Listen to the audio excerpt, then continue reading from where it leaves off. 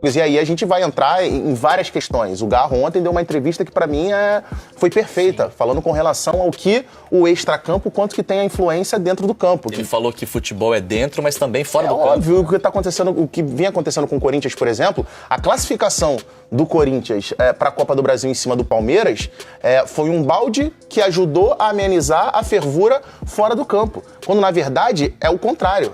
O extracampo que gere o que é o campo. E o Corinthians é o contrário. O Corinthians, se depender do extracampo, vai ser caldeirão o tempo todo. E aí você tem a questão do extracampo, você tem a questão de um contexto de um elenco que foi formado baseado em 3 jogadores, que nesses 11 jogos que a gente viu ali, pouquíssimos jogos os 3 conseguiram atuar juntos, então é muita coisa pro Dorival conseguir gerir para esse Corinthians, e acho que não dá pra gente ter uma expectativa dentro do Campeonato Brasileiro.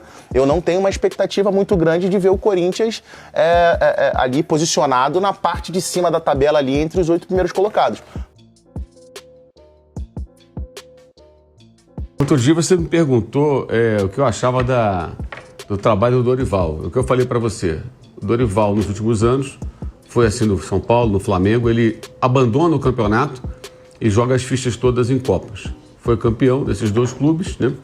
E isso ofuscou as campanhas fracas ou abaixo daquilo que se esperava em um brasileiro. Ontem ele ficou na coletiva falando que saiu da 10ª, não sei que, posição para ser segundo com o Flamengo, mas não brigou pelo título. Com o elenco que ele tinha que ter brigado pelo título. Ele teve chance, não brigou. Como ganhou as Copas, então isso ficou de lado. Mas a campanha no brasileiro não foi a campanha que deveria ser. E no São Paulo foi uma campanha muito ruim, com risco de rebaixamento. É o que está acontecendo de novo, é um roteiro previsível, já esperado, e o Corinthians com desfalques fica uma equipe ainda mais vulnerável, evidentemente. E ontem o Bahia, que é um dos melhores times do campeonato, né? Bem colocado, venceu o jogo. Normal, absolutamente normal, né? E eu vejo muito corintiano em rede social, até jornalistas reclamando de arbitragem, tentando transferir a responsabilidade para a arbitragem. Não acho que seja arbitragem a responsabilidade, não. O time do Corinthians é um time que só teve uma mobilização especial que resultou em 2 vitórias contra o rival Palmeiras. Fora isso, não se vê nada que mereça muitos elogios por parte desse time do Corinthians, não. E o risco de brigar contra o rebaixamento, obviamente, é real. Se acentuou ainda mais com o resultado de ontem.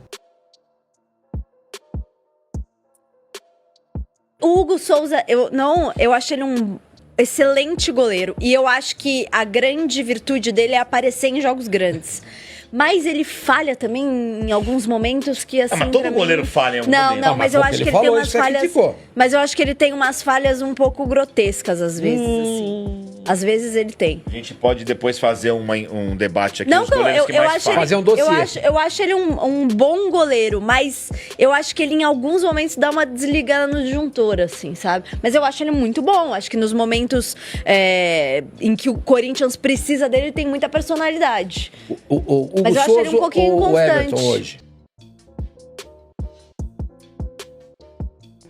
O Santos foi humilhado no Morumbi nessa tarde contra o Vasco, como poucas vezes eu vi o Santos ser humilhado ao longo da sua gloriosa e centenária história, de vários títulos, de vários momentos marcantes.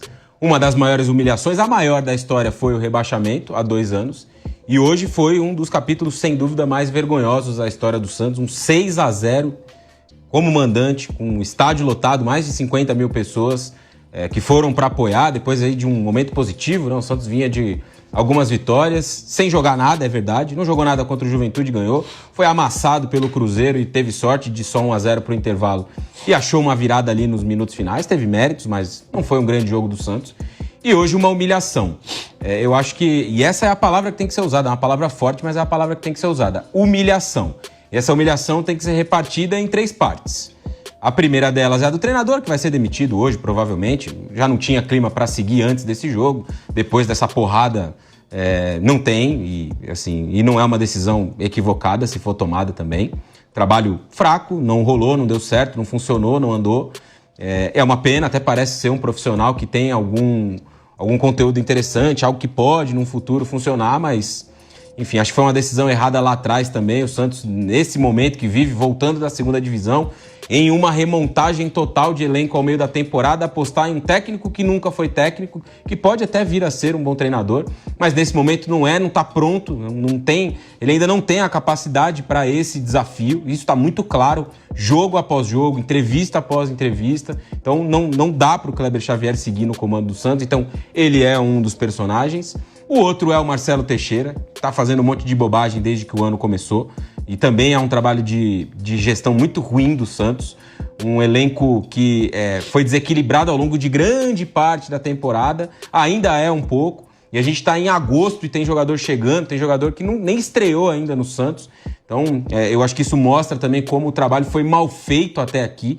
E ele é um dos responsáveis pelo Santos de novo estar brigando para não cair. O Santos vai brigar contra o rebaixamento provavelmente até o fim do campeonato e é um sério candidato a cair para a Série B nesse ano, porque o time tem vários problemas, várias lacunas, várias dificuldades, vai trocar agora de treinador e a gente não sabe qual é o impacto da chegada do treinador que virá. Então ele também é um grande responsável, o maior deles, pois é ele quem toma as decisões e quem comanda a gestão do clube, e o outro é o grupo de jogadores também, capitaneado pelo Neymar, que saiu chorando de campo hoje.